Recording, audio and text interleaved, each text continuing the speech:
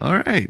Hey, everybody. Thank you very much for following us on this webinar on institutional and tokenization, which a couple of, you would say, months ago, that would sound very crazy, right? Mixing certain banks, investment vehicles, SPVs, whatever you want to call it, and the word tokenization. But as the year has been closing, we're seeing a lot more moving around it. So that's just a quick introduction of what we're gonna be speaking. So I would like to thank very much the people who has decided to join us for this brief chat or long chat. We'll see how it goes, of course.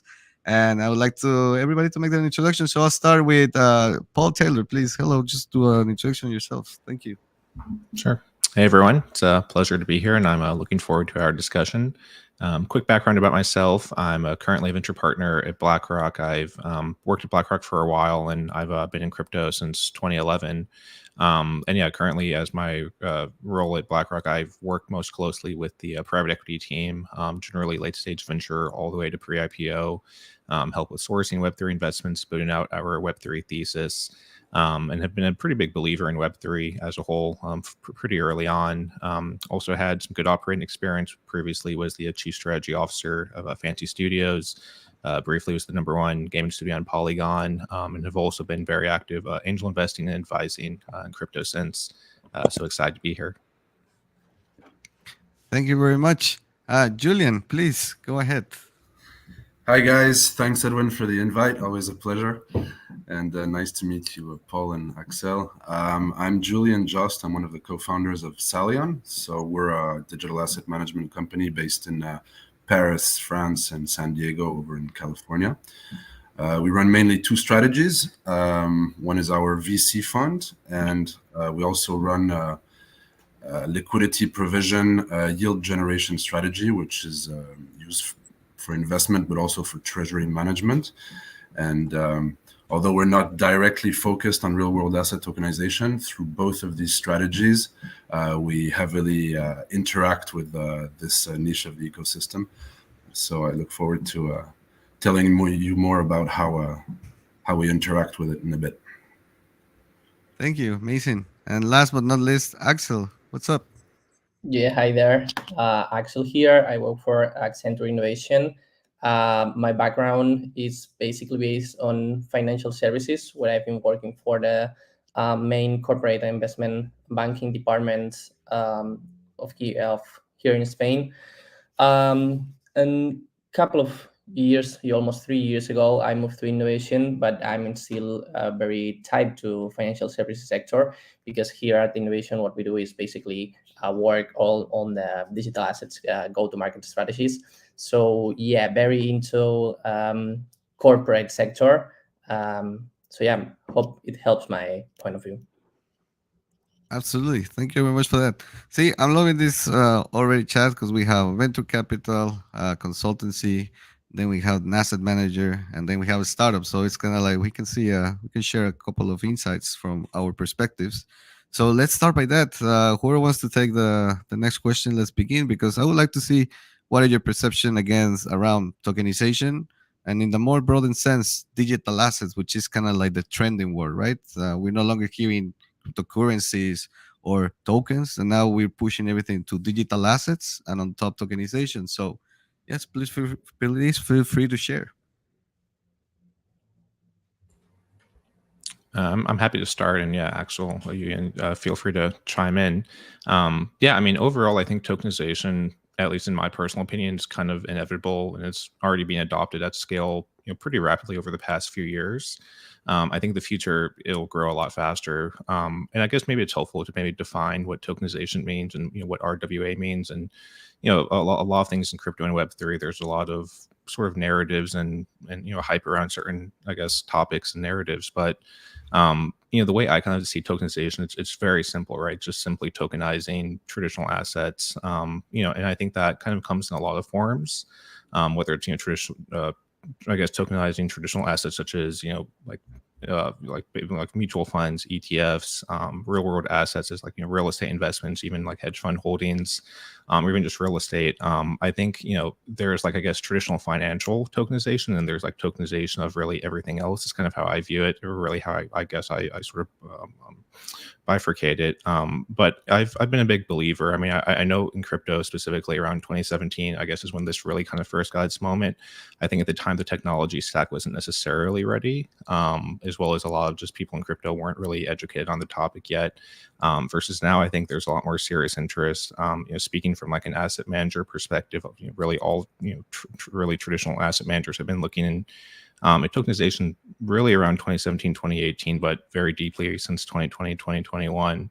And, it's just very simple, right? The pitch is, kind of threefold in my opinion. One is that, by tokenizing assets, you just save on fees, right? Like it could be 5 basis points, 10 basis points, but you multiply that by a trillion or 10 trillion, that's quite significant.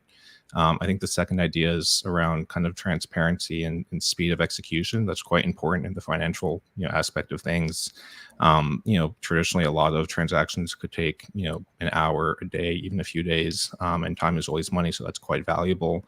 And then really the third kind of point and topic I'd also like to address is just kind of collateralization as well. When you tokenize assets, you have the ability to optimize collateral. I mean, in the traditional world right now, if you want to verify that XYZ owns this stake and they're not I guess over collateralizing it here or kind of recollateralizing it there, that takes much time, much effort. Versus on the blockchain, you can essentially instantly verify that. So I think there are very simple, easy things that make sense for tokenization, and then there's also a lot of emerging use cases as well. But those are kind of the most sort of three aspects that get me excited the most. Amazing. Thanks for that sharing. So, Axel, what is your perception here?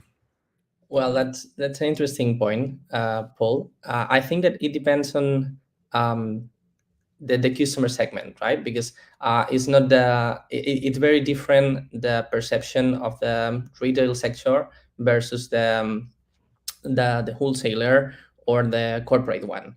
The insights that I can share from from the corporate side, and I think that we got to divide between what it's crypto assets, stable coins, and tokenization, right? I think that the corporate side is not very into crypto assets or cryptocurrencies, or at least they just see it as an kind of an entry for a retail offering, but not very interested, at least to what I've seen so far. However, we see that there are way more opportunities in the use of stable coins and the tokenization technologies for corporates, because they try to solve certain problems that they're currently having. You've mentioned, Paul, the transactional speed, right? So if we use, the use of stablecoins could represent a great opportunity to reduce that operational inefficiencies. Also, there are a lot of use cases, right? As well as using, for instance, using stable coins for cross-border transactions. So this is something that is very appealing for corporates rather than retailers. But yeah, we've seen that the adoption for the corporate side is starting by a tokenization. Well, first stable coins and then tokenization, because I think it's quite far yet to talk about tokenization of real world assets, despite all this all this noise that we've seen we are seeing in the market. I'd like to share a couple of data that we found that says that the market of tokenized assets is estimated in 16 trillions by 2030. That's a statement that I see on BCG's report. And BNY Mellon says that the 30% of assets under management will be in digital assets. So that data is quite relevant for me, but I think that corporates are still quite far from that, because the starting point at the stage that we are, where regulation, despite Europe is taking the lead on regulation, and it's very interesting. I think that at the point that we are now, custody is key for for the corporate side. I'd like to hear Julian's point of view. I think you're mute. Juliet, you're mute. Apologies. Yeah, we can see there's a massive interest from the institutions that we speak with. We think that inevitably this will boost institutional adoption of blockchain technology at some point. How fast, we're not sure. There's hurdles. Regulatory was mentioned, technical hurdles. There's also maybe problems with standardization and harmonization of the whole processes. But for example, I was in Switzerland and Italy last week. This lady that I know that represents a few family offices, like super traditional family offices, asked her to find someone to help them tokenize some of the assets they have under administration, especially the illiquid ones. I was also in the offices of a very traditional Italian bank, over-regulated. I went there to speak about DeFi. They like jumped out of their seats. They were properly scared. They can barely even buy Bitcoin and hold it because they're afraid for compliance and regulatory issues, they're really cautious. But they have a task force in place for tokenization of real-world assets, amongst custody and stablecoin issuing, which Axel just mentioned. So that's the three things they're working on. And we also have webinars that we host for our VC fund. And we do a question and answer at the end. And in the past 2 webinars we had questions on this topic. So it might be a lot of noise, but there clearly is some movement, and we can feel that. And that's why we're focusing on this in the screening of opportunities and investments we're looking for in the space.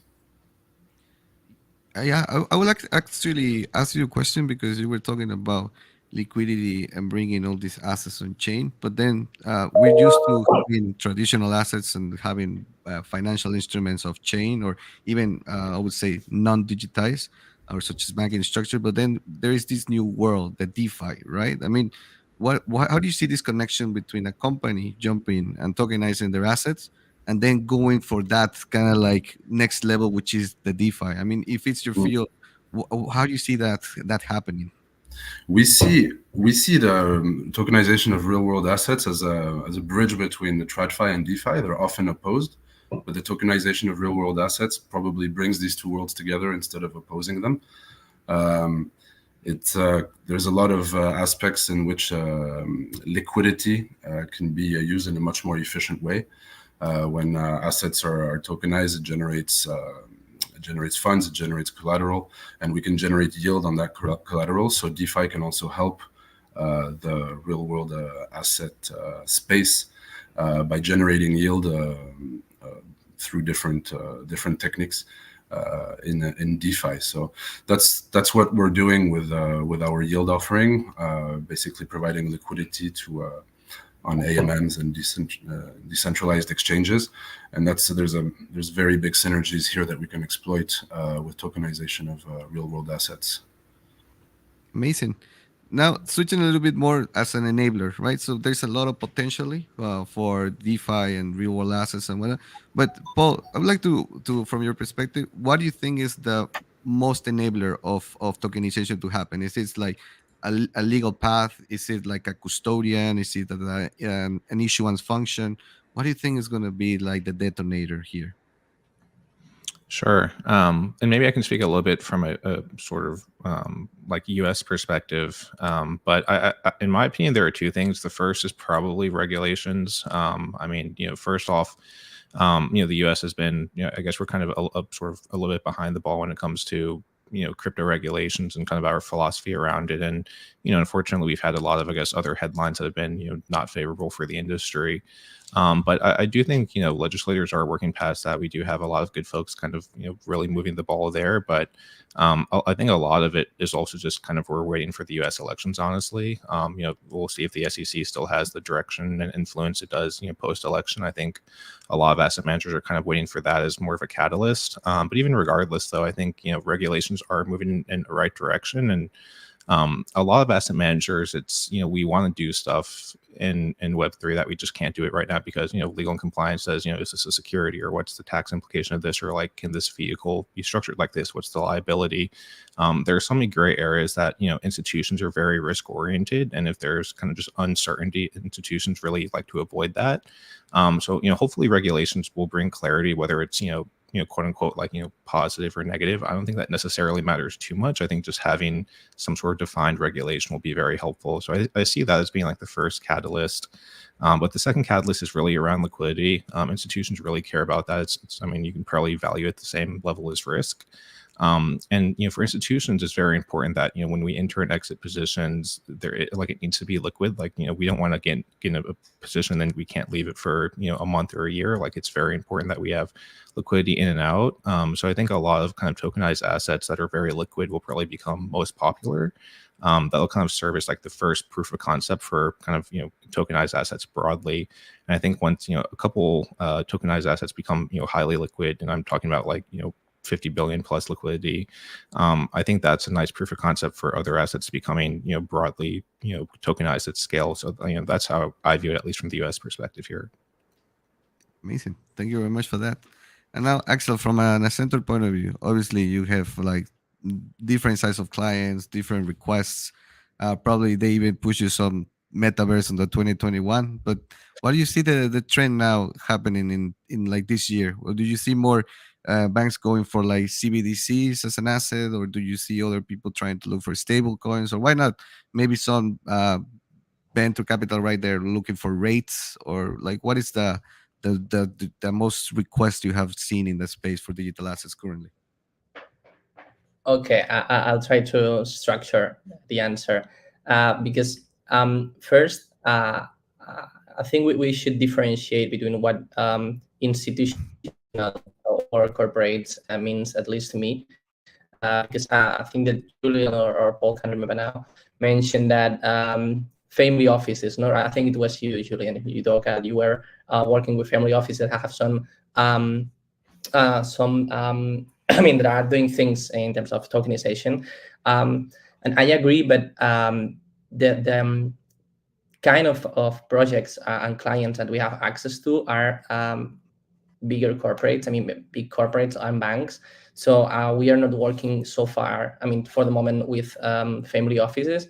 So that's something that I'd like to highlight, because it is true that sometimes if you consider corporates just based on the assets under management, that family offices also come into play, but not for Accenture, at least for our practice, right? So I can talk from the banks or financial entities perspective. So that's first. Then you Paul talked that liquidity is key, and also tokenization, it's a great enabler for liquidity, and I totally agree with you.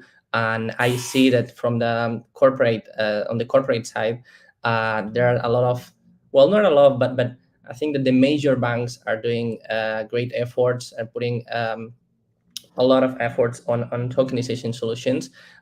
We just need to see, we just have to see JP Morgan or Citi, what they are doing for that. So basically, they're offering its tokenization solution for working capital / trade finance, right? Because they see that there's big problems in terms of liquidity. So going back to your question, Edwin, things that we see at Accenture is that main banks and financial entities are very into custody, and they what they do is trying to build different offerings and propositions around custody solutions. That's why I start my speech by saying that custody is kind of an entry point for digital assets space. I would say that maybe that's the main trend. Well, not the main. Sorry, not sure if it's the main trend, but at least it's a trend that year over year appears, right? So if we go back and see the trends in 2021, we see that custody is one of the main ones. and it is still one of them in 2023, and it will probably continue. Very focused. Companies are very focused on corporate side, so not the retail sector. That's another trend, and payments also. So sorry. So I would say, and I try to summarize, and then I go to open the door. Sorry about that, guys. They are killing me with calls. Trying to summarize once again, I think custody as an entry point, right? And then building payments and trade finance solutions around custody. And I will be back in a second. Sorry. Don't worry, Axel. All good. It's the hassles of being to life, right? But well, actually, it's here. Why don't we go for a Genesis question? Because obviously, none of us are native to blockchain. I believe our backgrounds. You can tell by how we're speaking about mixing TradFi with DeFi and all of that. So I'm very much interested in as to how you guys landed in the space and when did you start it and why.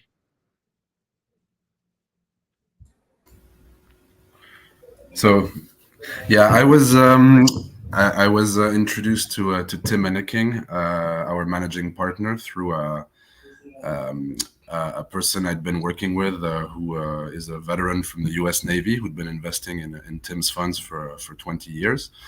And I was working on OTC trades in Bitcoin, and Tim suggested that he bring on Loan Venkatapan, our chief investment officer, and create a VC fund because to leverage my network, to leverage Tim's experience in the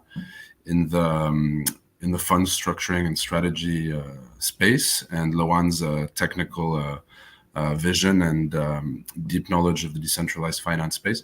And so we created Salian VC back in 2021. But the partners go way back in the space. Tim ran the first crypto fund back in 2013. And Loan created the first digital asset management company to be regulated in France. And then created our yield strategy to earn a bit of cash until our first VC exits. And this strategy actually gained quite a lot of traction during the bear market and is now significantly bigger than our venture capital fund. So that's a bit the short version of our history. Nice. Paul? Yeah, sure. So I mean, myself, I've been a lifetime gamer. Like I've played like video games, console games, computer games all my life, like at least 20,000 hours and probably a couple hours each day.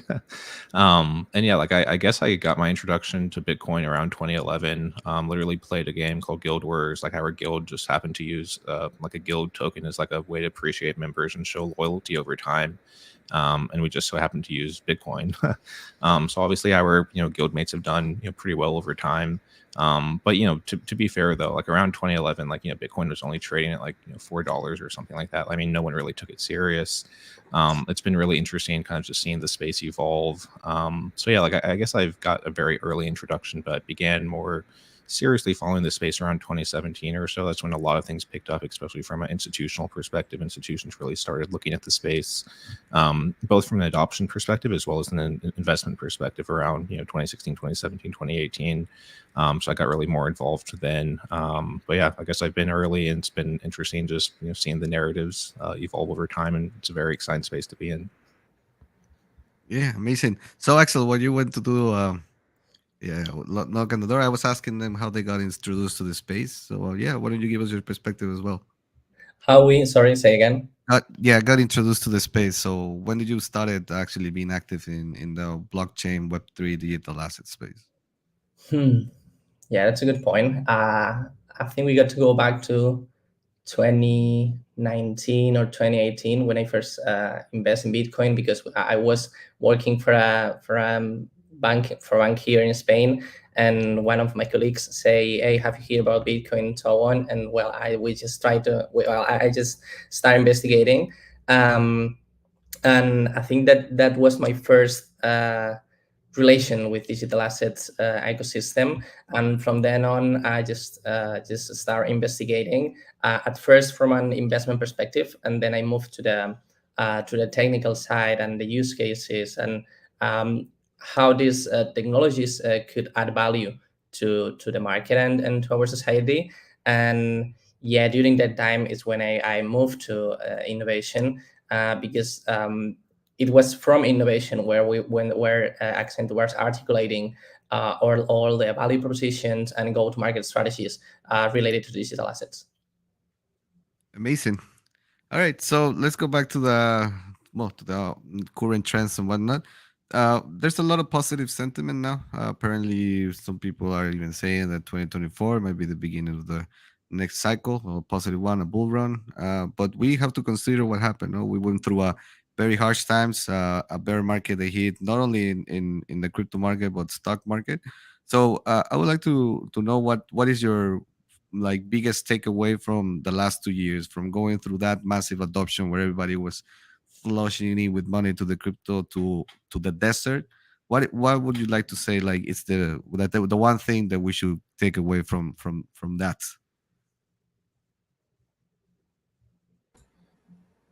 I'm happy to try. I'm happy to start, and then yeah, Julian, Axel, feel free to chime in. Yeah, I mean, I think it's actually a good thing, honestly. Like, like when you think about Bitcoin when it was founded in 2009, like that was one of the starts of like one of the longest macro bull cycles ever. Like essentially, it was like, I mean, at least in the US, it was from 2009 all the way to 2020, 2021.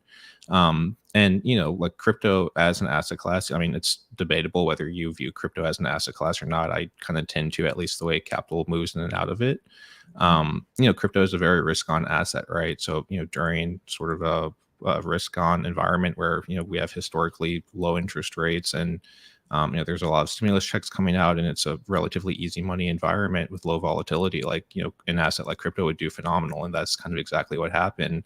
Of course, crypto has had cycles, which tend to be every 4 years, but that's always been kind of aligned with like a kind of a macro bull cycle. As Axel, mentioned recently, and Edwin, you too, like, with the macro market and like stocks kind of, recently, downturning, it's been, pretty interesting, but I think it's healthy for crypto just because this is a proper reset for the market. I mean, a lot of valuations in crypto were kind of ridiculous and some of them still are a little bit elevated, but it was a healthy reset. Like there were a lot of bad actors that entered crypto throughout the years that just came in for a quick buck and just left. And from an industry perspective, like we don't really want that. We want people that are like building for the long term, have good alignment of incentives, and like people that build in a bear and that build during hard markets, like those tend to be the basically projects that end up becoming successful market leaders later. So I think it's actually pretty good. And of course, if you are a degen that likes to trade as well, then hopefully you can understand that like there is this kind of historical mean reversion as well. Like markets are not always in the bull market, they're not always in the bear cycle. It's always kind of up and down. And at least from a US perspective, the way I look at it is that from a macro perspective, the bear cycles are generally on average 6 to 24 months. You can kind of argue that we're already a year inside one, so maybe we have a year left, maybe we have 2 years left. But in the event we do mean revert, then that should bode well pretty well for crypto. Of course, I'll kind of caveat that by saying AI did take a lot of kind of the limelight and spotlight away from crypto. But as an industry, like I'm a firm believer, if an industry hits like a 1 trillion market cap, it's not really going away, it's probably just growing. And like there are literally new use cases being created every single day, every single week. So it's really more so of what really hits mass scale adoption. I think it's just a matter of time. Capital and investors that invested, like it takes years for that capital really to be put to work and for people to really see the effects of that. And we're still relatively so early on the industry cycle. It's really kind of hard to imagine what might exist in 5 or 10 years. So from a very long-term perspective, I'm quite bullish on crypto. And even from a shorter term perspective, it's just always, interesting seeing all these novel ideas come out and, you really don't know what could become successful or what couldn't become successful. But tokenization, I feel is a pretty solid subject, but not financial advice, of course. Nice. Yeah, All right. I also agree with Paul. I can tell much in terms of market sentiment slash investments because I think that Paul is way more prepared than me for that. But I think that we got to divide that.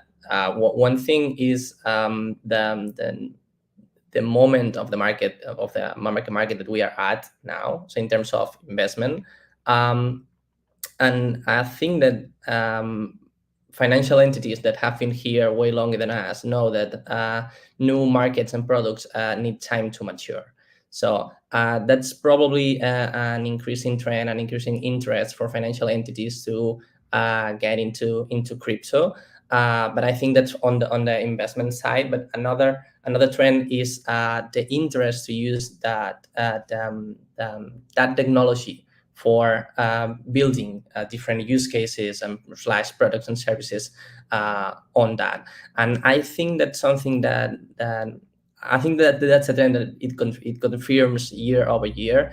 And we do see a lot of financial entities from the last 2 years from now that they are showing up more and more interest every year, and they just want to know more, want to learn, and want to start building POCs, MVPs. So aside from the market sentiment and whether the market is bullish or not, I think that from a technological perspective, companies, financial entities are very into that. Hey, Julian, wanna pitch in? Yeah, I don't have really much to add to that. I agree with what was said. What can be pointed out from these last, say, 18 months is maybe the increased correlation between traditional markets and Bitcoin. It's less true now since the last couple of months, but it shows that institutions are coming into the space. There's also the lack of trust in centralized entities. That's quite bullish for DeFi. That's something that we've seen with events such as FTX and so on. And yeah, that's some of the key takeaways. Perfect. So, I mean, it is clear there's a tendency of big institutions jumping in. I mean, we hear JP Morgan doing this, HSBC with the gold. I mean, it's kind of like, I wouldn't say daily, but it's turning out that at least weekly, there's something that is very flashy. And then we have another side, even the technology like Avalanche with their evergreens, trying to push kind of like the institutional or becoming the institutional. We have the Polo chain as well. I mean, if we could say something about institutional jumping in and now they feel comfortable, what do you think it's going to be the next drive for them, if regulation nowadays is getting updated, allowing them or feeling making them feel comfortable? What do you think is the next the next push for that new trillion-euro market to jump in, which I personally believe is going to happen from the institution and not the retail like we saw, but it's going to be more advanced money with bigger know-how at the asset management and all of that. So I would love to hear what you guys think about that. Well, I think I will start this time just to break the trend. I think that financial entities, once regulation really kicks in and becomes very solid, I think that they are going to focus a lot on payments and trade finance, because those two offerings currently have several problems that can be solved or at least improved in terms of efficiency with digital assets. So trade finance, I mentioned a few minutes ago, is facing a lot of problems with liquidity and cross-border payments, and with payments is pretty much the same. We have a huge dependency on certain companies just to make payments. A part that you got to take into account how inefficient are the technologies that you're using, and how expensive it is to use the payments. Not from a retail point of view, but from a wholesaler, it's very harmful that certain companies take 2 to 5% for every payment they are making to your company, right? Yeah, I fully agree on that point. We're carefully looking at any project which facilitates cross-border payments. We actually invested in a company which is focused on doing this because there's so many inefficiencies, especially in Africa and Asia, where you know how much you're sending through the banking system, you know when you're sending it, but you don't know when it's going to arrive and how much will arrive. Yeah. So there's a massive use case for crypto here by having local partnerships to convert the local currency into USDT, for example, and then back down in the other currency. It creates a transparency, speed. It's cost effective. So that's really a fantastic use case for crypto. Yeah, building on that. Sorry, Paul. We were talking a few weeks ago with a certain bank, one of the major banks here in Europe, and he was telling us about their offering, and he told us people think that digital assets are here to provide more speed and in terms of operational efficiency, but this is not exactly where our clients want. Or at least it is not their primary or their primary priority, because they don't mind to get their money back instead of 1 day or 2 days in instantly, right? So this is not a great efficiency. Conversely, what they do like and they do want is the so-called trap money, and that's what you are saying, Julian, right? Because certain banks are sending money to very complicated countries where you send the money. You say, I send money to Africa or certain countries, and you never know if it's going to arrive or when I'll get back to it, right?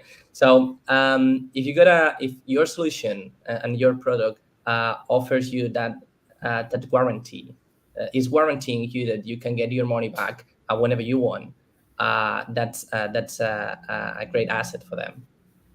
So I just wanted to highlight that I do really agree that it's not about the speed. It's about how secure is the system. Yeah, I guess 2 cents I'll add here is I think there are primarily 2 reasons, at least from like an institutional perspective. One is just simply efficiency. Like if something's more efficient, like all things being equal, it doesn't have to be Web3 or not. Like the institution will always do it. So I think for crypto, like it just needs to prove that it can handle these volumes of capital. It can handle the security. It can handle being regulated by the various regulators. And if it can do all that and it's more efficient, then it's really just kind of everyone's going to use it. Like I see it as kind of very obvious. The second thing is really, I guess, client driven. So, obviously, institutions are all about being efficient as possible, saving money or making money. But, it's really what clients want. So, a lot of clients, if they want access to Bitcoin or access to Ethereum or access to all the other tokens, like, they can get some of that, but if they want to write like a $10-20 billion check into ETH, for example, like they can't do that right now without seriously moving the price of it. So there are a lot of like interesting use cases, like on-chain or like semi-on-chain dark pools, for example, is a very interesting area that a lot of kind of TradFi managers are looking at. But it's just simply like if clients want access to this, or they want a diversified portfolio, or maybe they want to tokenize their portfolios or bring some pieces of it on chain. I think a lot of institutions are kind of looking at basically ways they can incorporate that and really help bring that adoption forward. So there have been quite a few projects building the space for several years now, but I think a lot of them have just been kind of bottleneck just because of regulations, institutions. And I guess kind of going back to the earlier question too, like why aren't we seeing a lot of institutions doing like making moves in this space publicly? I think a lot of it just comes down to like it's not a favorable market to be pro crypto as an institution right now, especially when you read about like FTX or Terra Luna or like Binance and CZ recently. There's just no incentive or reward to be pro crypto right now. But if you literally look back 3, 4, 5 years, like so many of these institutions were having some headline here or there, like they're doing some sort of blockchain initiative. So it's kind of like a market cycle thing as well. Like once we enter like that the true bull market, then you're going to see a lot of these institutions coming out with public partnerships. I mean, from my personal knowledge, like literally every major institution, like TradFi, like top 5, top 6 TradFi institution has kind of been working in crypto kind of in sort of, I guess, stealth mode since like 2017, 2018. And they've been speaking with projects for years. And I think what we'll see is a lot of these kind of partnerships become more public, when it's more clear that like the bull cycle has begun, when there actually is a sort of reward and incentive to become publicly pro crypto. And it's just one of those things that kind of just take time. So I think, really, I guess to summarize, yeah, like efficiency is super important, like, client demand super important, and then also just like market timing is a consideration as well. For these corporations, if they want to announce kind of these blockchain or Web3 initiatives, like it needs to be proper timing as well. Like, there is a real PR risk for these institutions. And, institutions have gained all their AUM by being kind of risk oriented, not like return oriented. So we just kind of have to keep that in mind as well.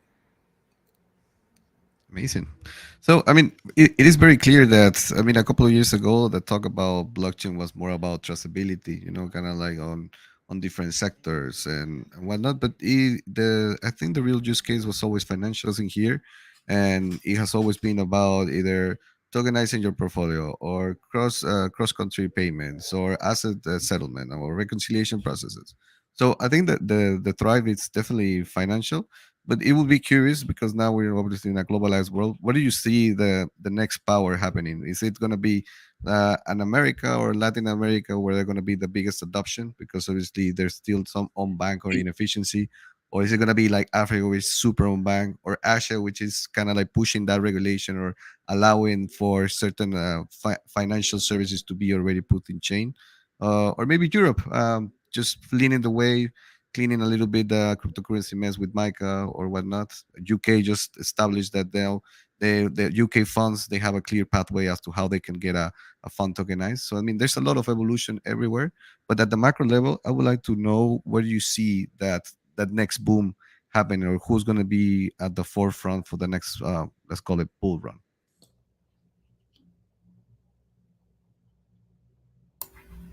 Yeah, for us, we think that there's going to be two worlds in the space cohabitating. The original ethos of blockchain, users, unregulated, anonymous,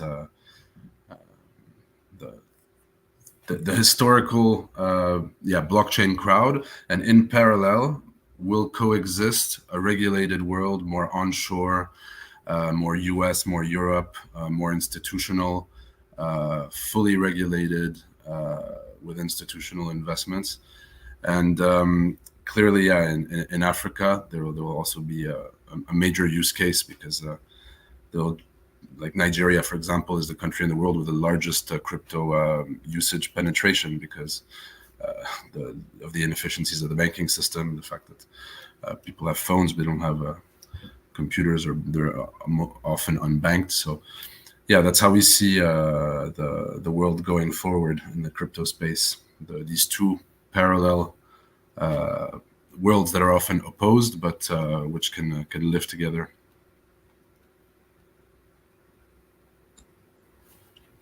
Yeah, I mean, I'll speak from, I guess, my personal perspective here. I see like I guess adoption in crypto, in my opinion, like really needs two core things. It needs capital and it needs users. Capital, I think, will pretty obviously come from institutions and DeFi and like semi DeFi and semi CeFi.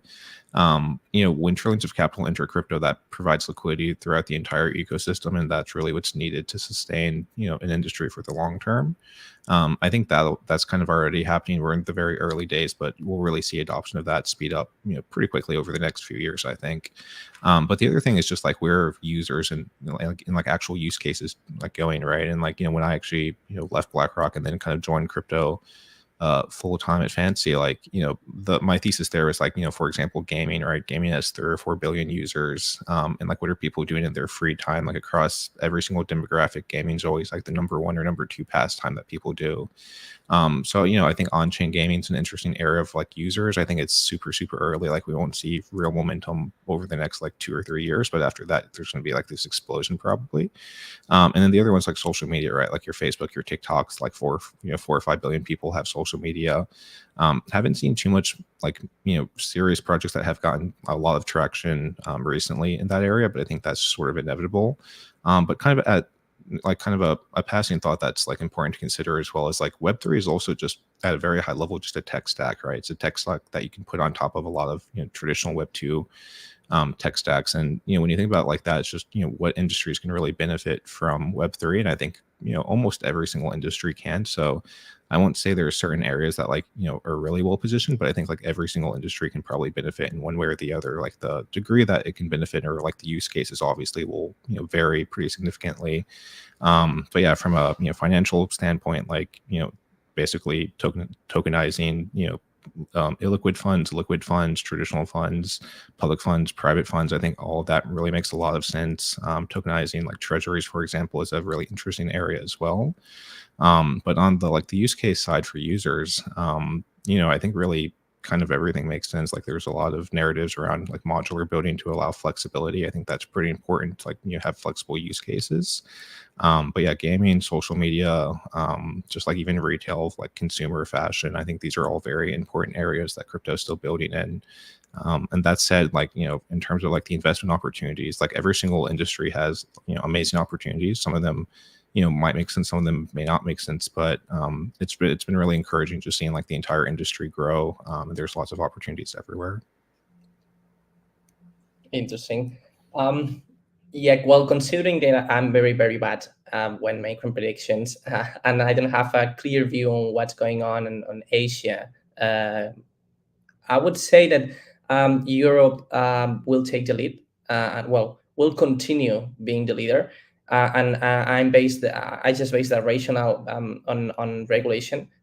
Regulation is more mature and structured than other countries, and I think that that's the main pillar for global adoption, because corporates will start on that, and that will represent a major change in the market. But apart from that, I think that the next region, I'm not sure it's going to be Africa, because I think there's a ratio. I mean, there's a relation between unbanked societies and technological societies. So yeah, not sure that Africa will follow, but probably Latin America will represent a great region. Yeah, and will be a surprise. And just because payments will make the difference. At least, well, that's my point of view. Yeah, I mean, it's funny that in Latin America, already two countries are gonna go full in crypto. We already had Salvador and now the Argentina with the close of the. So no, I think it's gonna be a good test scenario for everybody to see if it actually works or to what ratio it can actually work. So I think it's gonna be very interesting to check. But I am going to share here a bit of perspective with Axel and say like regulation is key for adoption, and that just solidifies institutional jumping in where they feel safe, because these institutions have compliance departments that are like so procedural that it's impossible for them to say like, yeah, you can keep your money in your self custody MetaMask. They will be like, sorry, what? Thank you. It's like they just break it. Does like no sense, but a lot of innovation is happening through there. So we're almost at the end. I would like to thank all of you, because it's been a pleasant listening to all your perspective from different points of view and different even countries, and even that's amazing. So as a closing remark, I would like to just ask you, if we are entering into the bull run and we explain about everything, personal sentiment, what would you like to see happening in 2024? If you have a wish well and say like, I want blockchain to do this, or I want payments to happen this, what would you be the request? And yes, Julian, you can say everything happens on DeFi, and I'm the yielder, and I'm the stacker. Yeah, obviously, we'd like liquidity to flow back into DeFi. We lost quite a lot of TVL in the past 2 years, went from, I believe, like 140 billion to 40 or something like this. And as the markets pick up again, naturally liquidity will flow back in, and that's going to be super favorable for yield opportunities. So we're expecting our yields to increase and to generate more revenue for our investors. Well, I would say if we enter the next bull market and all entities are interested in that, I'd like to see cross-border payment solutions from financial entities, and also wallets available for retails for retail. I mean, wallet not like MetaMask, but that major banks offer wallet/custody solutions for retail. Gotcha. I think I'd probably like to see more regulations.